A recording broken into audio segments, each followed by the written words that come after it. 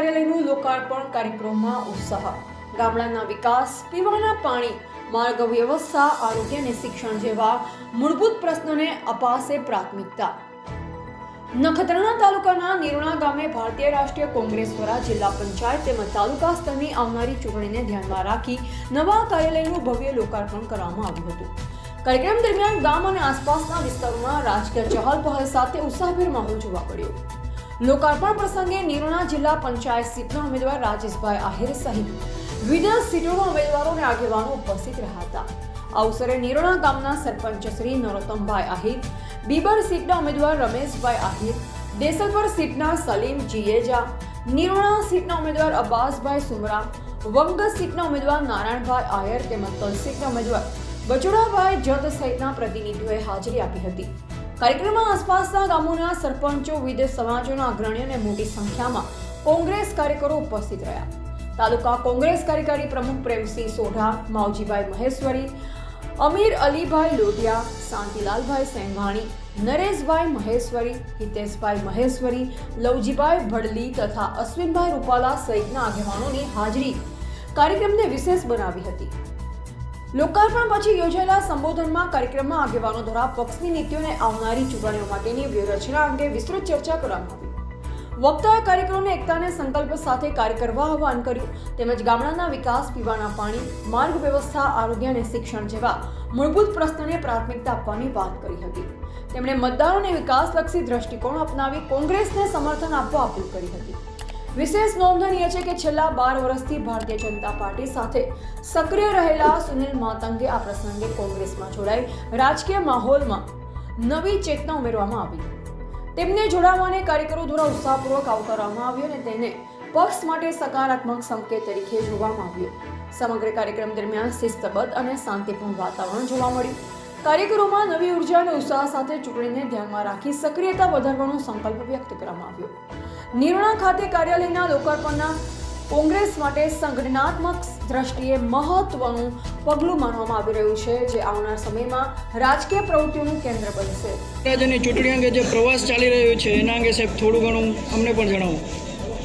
કચ્છ તેમજ ગુજરાતભરમાં જ્યારે સ્થાનિક સ્વરાજ્યની ચૂંટણી 2026ના પડઘમ વાગી રહ્યા છે અને થોડા જ ગણ્યા ગાંઠા દિવસોમાં જ્યારે ચૂંટણી આપણા શરૂ પર છે, તો કોંગ્રેસ દ્વારા આજે નિરોણા મધ્યે જે નિરોણા જિલ્લા પંચાયતના ઉમેદવાર શ્રી રાજેશભાઈ મમભાઈ આહિર સાથે 5 તાલુકા પંચાયતના ઉમેદવારોને સાથે રાખી અને નિરોણા મધ્યે કાર્યાલયના ઉદ્ઘાટન સાથે રાત્રિ એક સભાનું આયોજન કરેલું હતું, જેનામાં ખૂબ મોટા પાયે એક જનમેદની ઉમટી અને ચોક્કસપણે એવું દેખાઈ રહ્યું છે કે પરિવર્તનની લહેર ઊભી થઈ છે। જેવી રીતે આપણે જોઈ શકીએ છીએ કે છેલ્લા 35 વર્ષથી ભાજપનું શાસન હોય અને એ શાસને જાણે કે એણે એ રીતે કર્યું કે આજે પ્રજા અને સામાન્ય વર્ગનો વ્યક્તિ, છેવાડાના ગામડાનો વ્યક્તિ પણ જાણે એ શાસનથી જાણે કંટાળી ગયો છે અને ત્રાહિમામ થયો છે। ત્યારે એક અંદરથી અવાજ ઉદ્ભવ્યો છે, ગુજરાતભરના, કચ્છભરના ગામડાઓમાંથી પણ એક અવાજ અને એક પરિવર્તનની લહેર ઉદ્ભવી છે અને કોંગ્રેસ ચોક્કસપણે આ સમય એક સારા માહોલમાં છે અને આ વખતે એવું જણાઈ આવે છે કે ઘણી બધી તાલુકા પંચાયતો અને જિલ્લા પંચાયતમાં પણ અગ્રેસર રહેશે કોંગ્રેસના કેન્ડિડેટો। એ સ્પષ્ટપણે પ્રજાના એક માહોલના કારણે દેખાઈ રહ્યું છે। સાહેબ આજરોજ જોઈ રહ્યા છે કે નખત્રાણા તાલુકાનો જે સ્થાનિક સ્વરાજ્યની ચૂંટણી ચાલી રહી છે એમાં થોડુંક માહોલ બદલાતું જોઈ રહ્યું છે। સાહેબ શું કહેશો, તમારો જે પ્રચાર ચાલી રહ્યો છે કોંગ્રેસનો એના વિશે સાહેબ થોડુંક જણાવો। 2026 સ્થાનિક સ્વરાજ્યની ચૂંટણીમાં જિલ્લા પંચાયત નિરોણા સીટના ઉમેદવાર તરીકે મેં ઉમેદવારી કરી છે ભારતીય રાષ્ટ્રીય કોંગ્રેસ તરફથી, તેમજ તાલુકા પંચાયતમાં અમારા ઉમેદવાર શ્રી અબ્બાસભાઈ જાફર, તેમજ બીબર સીટના ઉમેદવાર શારદાબેન રમેશભાઈ આયર, અમારા તલ સીટના બસલીભાઈ બાસુડા જત, તેમજ વંગ સીટના ગીતાબેન, તેમજ અમારા દેસલપર સીટના ઉમેદવાર સલીમભાઈ। અમે આ જિલ્લા પંચાયત ઉપર ચૂંટણી તેમજ તાલુકા પંચાયતની ચૂંટણી, સ્થાનિક સ્વરાજની ચૂંટણી લડી રહ્યા છીએ, ત્યારે ખૂબ સારો માહોલ છે। પૂરે અમે તમામ નિરોણાથી કરીને લુડબાઈ સુધી, જે અમારા વજીરા વાડ સુધી તેમજ ઠંગડી સુધીના વિસ્તારમાં અમે ફરી તમામ પ્રવાસ કરી ચૂક્યા છીએ। ખૂબ સારો અમને પ્રતિસાદ મળી રહ્યો છે। સાહેબ પહેલાં અમે જોતા હતા કે કોંગ્રેસમાંથી ભારતીય જનતા પાર્ટીમાં કાર્યકર્તાઓ જોડાઈ રહ્યા હતા, પણ અત્યારે ભારતીય જનતા પાર્ટીમાંથી કોંગ્રેસમાં કાર્યકર્તાઓ જોડાઈ રહ્યા છે, એના વિશે શું કહેશો?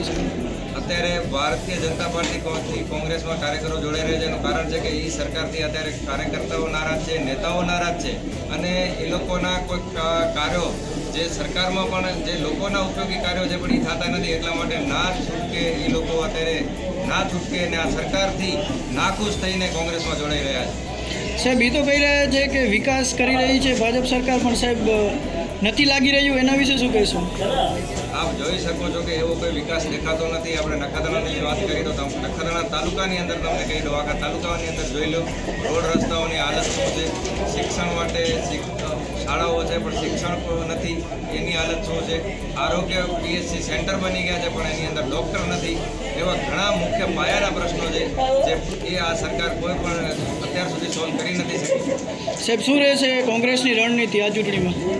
આ ચૂંટણીમાં કોંગ્રેસની રણનીતિ અમારી એ જ છે કે આ વખતે અમને તાલુકા પંચાયત અને જિલ્લા પંચાયત કોંગ્રેસની બનશે તો ચોક્કસ કોંગ્રેસ અમારે જે પાયાના પ્રશ્નો છે એના ઉકેલ લાવવા માટેના પૂરતા પ્રયત્ન કરીને ઉકેલ લાવશે. Reporter Rameshbhai Maheshwari, Nakhatrana, MD news Gujarati.